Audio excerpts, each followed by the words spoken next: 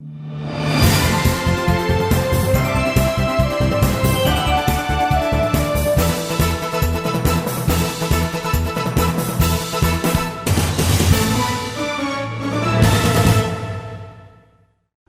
dear folks. Welcome to the show. Jack Chow on East West with G&E TV. We're trying to put all the information together regarding the instance that happens so frequently that it causes lots of concern about number one, public safety, number two, about law enforcement activities, and then we came to not a conclusion. I'm saying that a question about, is it a culture of policing, or is it the trend of policing, or is it the anti-police trend or whatever? So it's kind of all mixed. In order to get to the answer, get to the bottom of it, I have my good friend, Mr. Stephen Cho, to come here join me to analyze case by case, see some follow-up of each of the cases that I brought here. And by the way, Mr. Stephen Cho is one of the very, very, very solid supporter, even starting from the very, very early days when I was on the radio show. That was 10-something more years ago. And he's been a huge supporter ever since. So Steve, welcome to the show. Thank you for having me. All right, good. We talking about several shows lately of the occurrences, one after another. First, we have the Baltimore case. Of course, earlier than that, we have the Michael Brown case, right? And earlier than that, we have Kelly Thomas case. Kelly Thomas, Michael Brown, and we have Freddie Gray, right? And we have now, we have the pool party. And in between, we have North Carolina case and LA case, right? All together.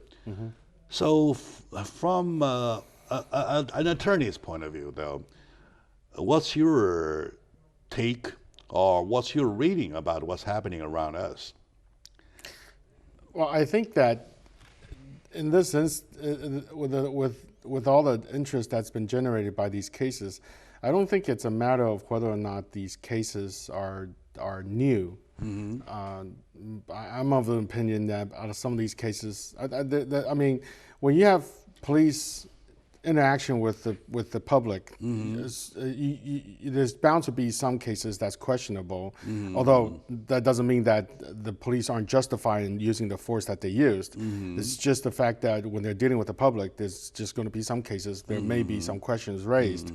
But I think what happened is that with the social media, with the proliferation of camera phones. I mean, anybody who's got a cell phone these days has a camera, and so anybody can whip out a camera instantly and start, videoing whatever that's going on. All right. So and then with the proliferation of social media, they can post it right on the internet and for everybody to see. So I think that in itself has raised the perhaps the public's consciousness about use of force by the police, justify or not, I don't know, but it's just, I think that's what it is, and that's what our society has become. To be honest with you, Steve, that I have no problem with the proliferation of the cell phone age, right? Which really helps a lot, right? So that's a fact. And I have no problem with understanding the fact that there might be too many big mouths talking about it, who might have exaggerated the case itself, though. So I do have problem that when the evidence is taken by applying those cell phone cameras, how come it shows a negative part about the police officers in action? Meaning that if among 10 of the clips, right, if we say 5 and 5, we say, okay, that's only more exposure you're talking about. Sure. How come altogether a majority of the posts kind of like showing the negative part of it? So I'm talking about, is it a trend, or is it just more exposures available? well, whatever. I need to really, really get somebody to help me out with the puzzles that I'm in, please. Well, I think that Harlan. news-wise, controversy sells. The more controversial the news is, the more viewers you're going to have. Yes. And don't forget, with the rise of social media, you have this new I wouldn't even call it a cottage industry anymore. You just have a new industry of bloggers. Okay, all right. People who just go online and say whatever they want based on whatever they see without the actual analysis that your professional news people conduct. So and these people give their opinions, not news. And unfortunately, they have followers. And so it's very easy for these people on the internet to just whip up people's emotions based on what they see on these videos. And so that creates a whole scenario here where when something happens, right away, people jump to conclusions without any sort of analysis, without any sort of investigation. And so that just creates a lot more tension than it used to, I think. So that's one side of the problem. Another side of the problem is negative news sells. Controversy sells more so. If you have a police officer who helped out, let's say a little girl who got stuck in a tree, helped out a little girl off the tree, you're not going to see that on the video, on the news. Why? Because they're doing their job. All right. Right. Okay. So, so a lot of people say, well, that's what they're supposed to be doing. They're supposed to be helping people, and so, the reaction is, well, there's no controversy in that, and so, but I'm sure, in general, the police officers all over this country do their job and do it very well, do it very professionally, and but they're not going to be on the news for it because again, people tend to look at it as saying they're doing their job and there's nothing newsworthy about it. I see. Okay. Yeah. In other words, the publishers, those who post their posts, right? They're kind of selectively picking up those juicier events or juicier clips to put it on there to get the publicity. Am I right? Right. That could be the case, right? Could be the case. Oh, I think that is the case. That is the case, right? Yeah. And then, take our time versus old time. So, like say 10 years ago or 20 years ago, though, are we saying that 20 years ago things were the same way, or 20 years ago things were the same way? Only nowadays with the technology, things even the juicier things get more exposed. So can we take a connotation that way, please? Well, no. I think that even 10 years ago, 20 years ago, a news something like that, an incident that happens like what happened to Mr. Gray in Baltimore, eventually will come to light. It just wouldn't happen that fast. And usually it would be the newspaper or the local news would be the ones who would be the one to first report it. But in this instance, I believe Mr. Gray's arrest was captured on somebody was standing by with a phone to capture the video of his arrest. And then once word got out that he died in the police custody, yes. that video was posted.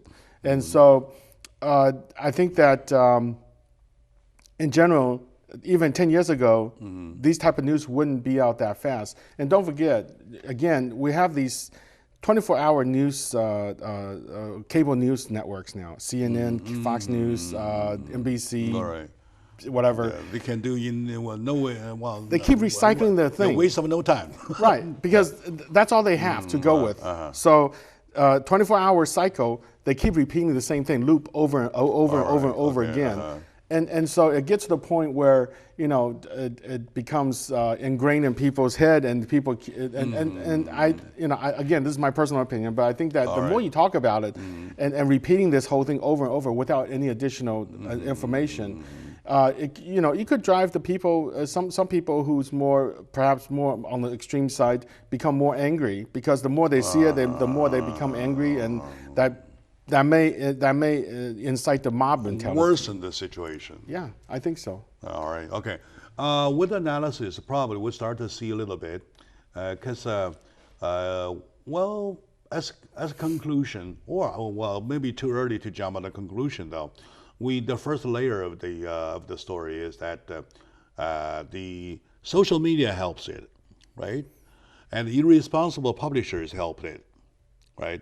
And things remain the same way as they do. If they would do a more fair way to publish the positive posts, you will see 50-50, right? Yeah. Am I right? Again, I'm not saying that it's all bad the way things are done now, but I do think that the prevalence of these again 24-hour news cycles, internet bloggers, proliferation of cell phones, cameras, I think all contribute to this spontaneity of news getting out there without any sort of filter, without any sort of analysis, without any sort of investigation. I think if you want to go back, the best case I can remember in my memory would be the Rodney King case. Rodney King case, yes. Right, and but don't forget.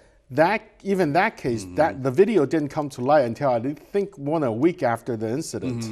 The gentleman who took the video handed it to, I believe, KTLA. Yeah. I think, but but it was not given to them until like more than a week later. And so, but that being probably the classic of that's all proliferating now. As a matter of fact, as long as I could recall, that's the first one of the policing activities or actions in action were kind of taped exactly on instantaneously on the spot, right? So that's the first one. That probably starts in a new time, right, of law enforcement history. Right. So, my dear audience, today with me is my good friend Stephen Cho, attorney at law out of Orange County. And he's been a supporter for this show for a long, long time. Even we go back to those old days when I was in front of the camera doing the radio show, those times, right? But anyway, friendship gets consolidated and develops into, as long as our business gets involved, I guess they expanded. So he's still supporting the show. By sharing his concept with us, we're trying to analyze the cases that happens around us. Cases are cases, which later on we will analyze one by one to call it a culture, to call it a trend. Somebody even called it a war. Well, we will need to take a second consideration. So stay with us. We'll be right back, please.